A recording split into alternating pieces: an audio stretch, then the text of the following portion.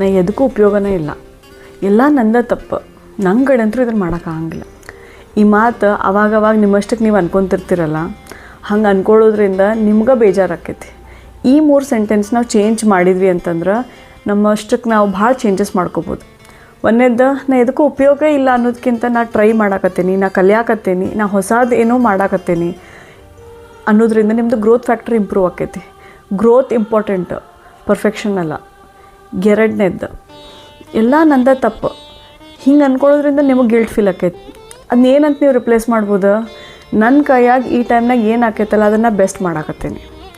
ಮೂರನೇದ್ದು, ನನ್ನ ಕಡೆ ಅಂತೂ ಮಾಡೋಕ್ಕಾಗಂಗಿಲ್ಲ. ನೀವು ಫಸ್ಟಿಗೆ ಇನ್ನೂ ಸ್ಟಾರ್ಟ್ ಮಾಡೋಕ್ಕಿಂತ ಮುಂಚೆನೇ ನೀವು ಗಿವ್ ಅಪ್ ಮಾಡೋದಕ್ಕಿಂತ ಅದ್ರ ಬಗ್ಗೆ ವಿಚಾರ ಮಾಡಿ ಸೊಲ್ಯೂಷನ್ ಏನೈತಿ ಅದನ್ನು ಸ್ಟೆಪ್ ಬೈ ಸ್ಟೆಪ್ ನೀವು ಆ್ಯಕ್ಷನ್ ತೊಗೊಂಡ್ರಿ ಅಂತಂದ್ರೆ ಮೇ ಬಿ ಟೈಮ್ ಸ್ವಲ್ಪ ಜಾಸ್ತಿ ತೊಗೋಬೋದು, ಬಟ್ ಡೆಫಿನೆಟ್ಲಿ ನೀವು ಇಂಪ್ರೂವ್ ಆಗ್ಬೋದು, ನೀವು ಮಾಡೂಬೋದು.